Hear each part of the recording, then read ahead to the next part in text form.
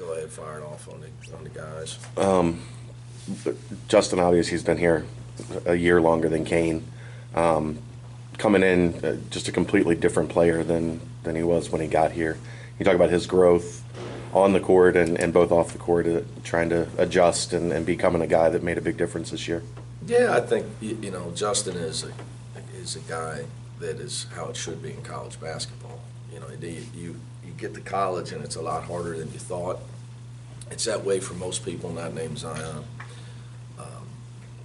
And we always, in our program, we have a saying, you either make an excuse and transfer, quit and go home, or you figure out how to become a good player. And you fight through it, and you toughen up, and realize you're not in high school anymore. So that's something we talk about every year with our young guys. And Justin's a poster child for that. But we've had a lot of them. But he's a definite poster child for a guy that has figured out how to take care of the ball. He did two things on offense. He figured out how to take care of the ball, and he turned himself into a high percentage shooter. We don't get him enough shots is our problem. So you got to give him a lot of credit.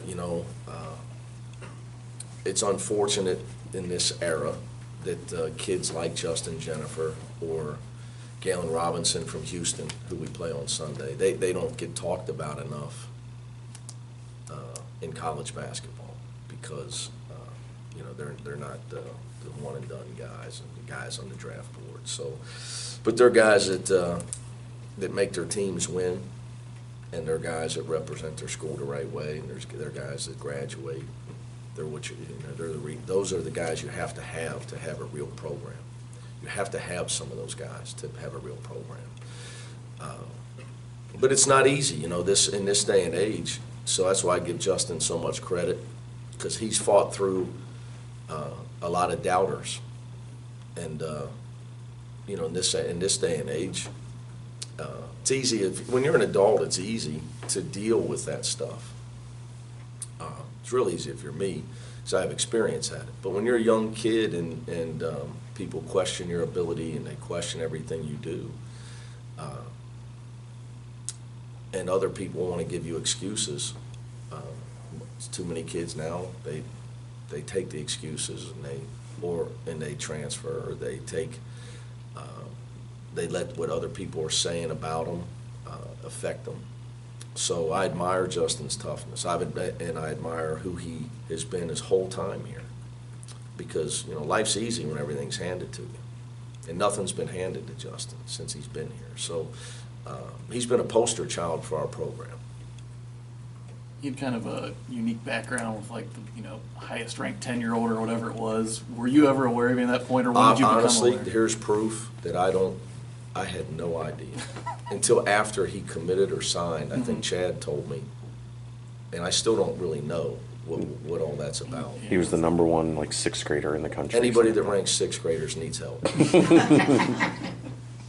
Anybody. Concur. Because my daughter's in the sixth grade. You don't have her number one? She's number one in my heart, but I don't know where she ranks as a swimmer or a volleyball player. That's a scary thought. But I did hear all that stuff after the fact. I honestly did not know. Yeah. Did you ever talk to him about it? No.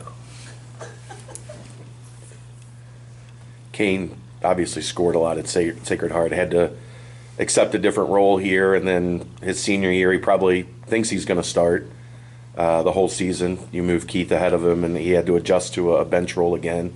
You talk about his acceptance of that and his ability to be a team guy, and Yeah, I mean, Kane, Kane's a great guy. Another guy that plays bigger than his size. Okay, just like Justin. And he has made monster baskets for us in his career, for us. Now, he went from the lowest level of Division I to the highest level of Division I, and where it's hard to play two guard at his size for a lot of reasons. Really, Farad got away with it because he played with Troy. So Troy was the defensive two guard. Kane's issue has been he's with Justin. So it's hard, it's hard to play them together. And that has been, that's something he had to deal with. And he really had to adjust to trying to play the point more. But that's, to play after Cincinnati is something he's going to have to do. He's not going to be able to go back to his Sacred Heart ways to play professional basketball, whatever country or wherever level he ends up at playing. He's going to have to play point guard. But, one thing about Kane, his confidence has never wavered. I think he was frustrated at times when he did this year early. He didn't shoot the ball well. But he's always cared about winning. So, came here, and everything obviously didn't go his way. But from all he's done is care about winning. He's also really smart basketball-wise. So he really helped us in his year. He sat out. He really helped Kyle as a player. They're very good friends. He spent a lot of time talking. Kane's a guy that talks to other guys on your team because he sees things like a coach when it's not him, when he's watching. So he's a guy that his value doesn't all show up in the stat sheet. Everything's not makes and misses. There's guys bring value to the table that doesn't all show up in the stat sheet, and that's something that Kane's helped us with all 3 years. Is his basketball knowledge and explaining to players on the side of practice what the coach is trying to show him and what's important. So he's had his arm around guys and doing that for our program. And that I know that's not real interesting to probably everybody listening to me right now unless you're a basketball coach. If you coach, I don't care what grade it is, what level it is, you understand what I'm talking about. And that's brought great value to our program. You talked a lot about not shop within the tradition. You and Trace, both mentioned that. As far as Kane and Justin, what do you think it is their legacy they're going to leave for a guy like Logan? Well, I'd say, you got to reach a point where your team wins because of you. You contribute to it, and they've done it this year. We're 25-5. We got a chance to play for a league championship. Sheriff won on Sunday, and they've been major contributors to that this season because they had to provide leadership, and they had to play more minutes. They had to score more points. They had to keep guys in line. All the things that your seniors have to do that they really didn't have to do last year with Gary, Kyle, and Jacob. So they've definitely earned their place. But we're hoping that we're just getting started here. As far as, we got a lot to play for. They got a lot to play for. They put themselves in a position to play for a regular season, share of a championship. They put themselves in position for the postseason. So they'll be remembered most for what happens in the postseason. Even though it's not about the makes and misses in a large general sense, how rewarding is it for you, and I'm sure for them, when Kane has those shots like he did against UConn? Or Justin like I said, UCF? You can't be any happier for when a guy goes home and makes those big shots like that. That was awesome for Kane. But for both of them, as a coach, you get sentimental. I'm getting a little bit older. Anytime those guys play well, I'm cognizant that it's their senior year. You really want them to do well. Like the Tulsa game earlier in the year where Kane goes off. Exactly. Yeah. When he's been able to have those moments. Obviously, when we need it, we don't win without him. When him and Justin have had a lot of moments like that, I hope they got plenty more in them because we're going to need them. Hey, look, if you're going to make runs in March, your guards got to get hot. They got to make shots. They got to make plays. It can't just be Jaron. So I hope they got a lot more in them. But yeah, no question. You can be happier for those guys when the ball's going in for them. They both talked about how their relationship with you has kind of grown and changed. Anything stand out about on your side? No, it's just what happens is when you get older, you start to, I think they start to realize where you're coming from. It's different. They think I'm the exorcist when they're young. When they get older, they understand. Because I spend a lot of time like this year, talking to them away from the court, because it's, my time to influence their life is short. So, we spend time talking about what they're gonna do when they're done, making sure they get their degree. That's the most important thing, what their plan is, and how they're gonna be able to have success. We talk about all kind of stuff. Doesn't make, we talk about, doesn't make, I don't care how successful you are, I explain to them about property taxes. Like, we have sit-downs about what property tax is. Payroll, withholding, things of that nature. Retirement, benefits. Kids play in Europe 10 years, you gotta have a SEP, I explain to them what a SEP is. They, all that type of stuff we talk to those guys about. So, you have a different type of relationship. Where a freshman, he's just worried about his girlfriend. Or maybe even getting one. After last night, did you talk to the team about maybe running into UCF again, like in the conference tournament? No. No. I know you tend not to make one game bigger than it needs to be it regular season or in the tournament. But what would winning or sharing a conference? Oh, it'd be awesome. It's a big game. I mean, you worked all year to have a chance to share the regular season championship. Sometimes winning can get minimized, especially when you've done a lot of it.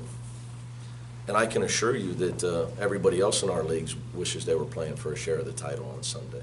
So, that's your goal, is to get, you can't win it if you're not in it. So it's, we got a chance to be in the title fight, even though it's only for a half of one. It's huge, huge. This team, go ahead. Go ahead, Chad. Chad's out of questions, go ahead. I was gonna ask if you had any He reached influence his limit. I was gonna ask if you had any influence bringing back that noise meter for the Houston game. It's interesting, no. I wasn't for or against it again, I was oblivious. It's just so interesting to me how that was a big deal.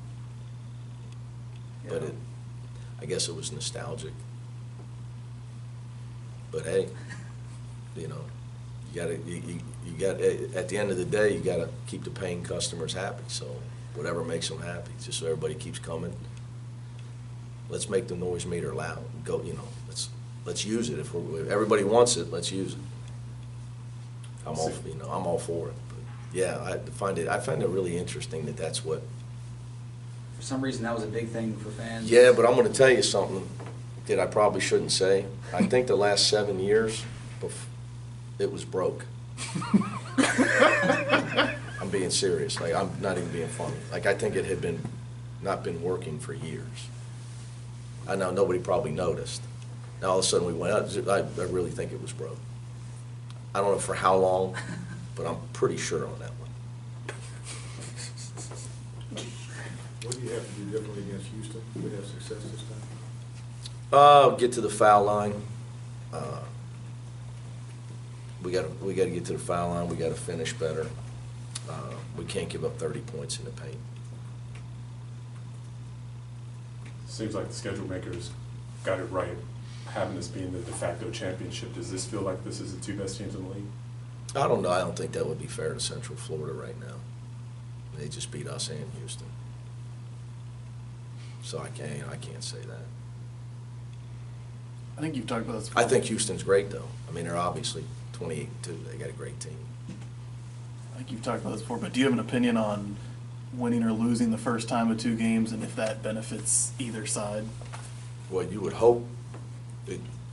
I would say it usually benefits the side that lost.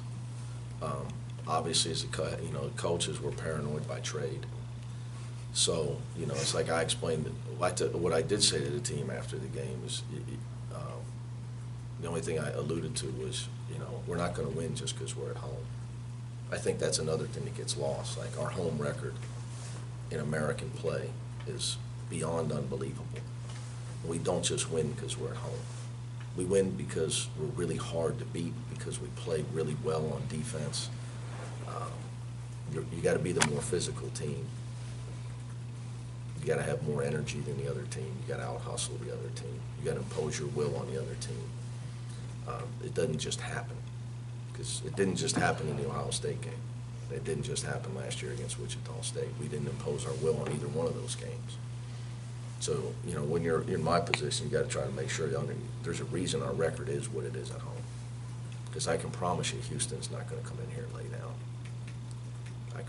I can't promise a whole lot else, but I can promise you that. They're coming to play. Talked about getting to the foul line, making shots. Is that something that you saw in the last 6+ minutes of the first time against Houston? No, it's something I see every game. We've gotta become a better offensive team.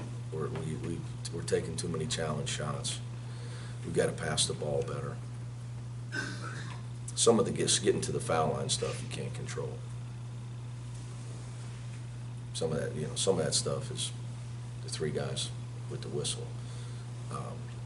You can't control it when you shot fake. The guys are trying to block your shot. But we've got to become a better passing team.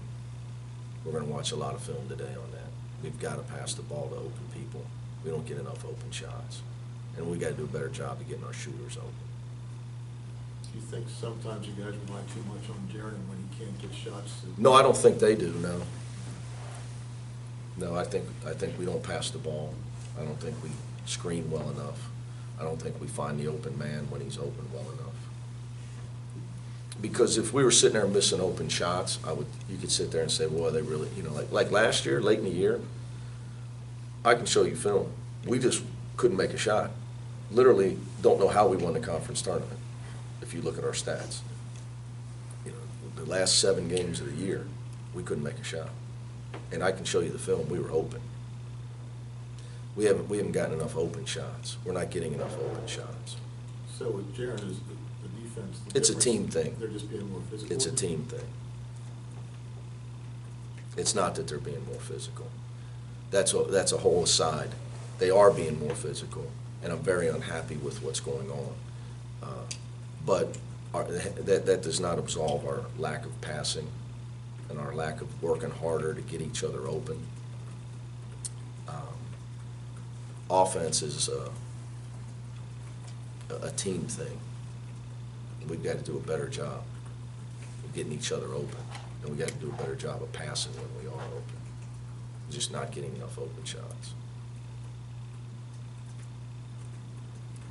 We also got to finish better around the rim when we do. Anything else? All right, guys.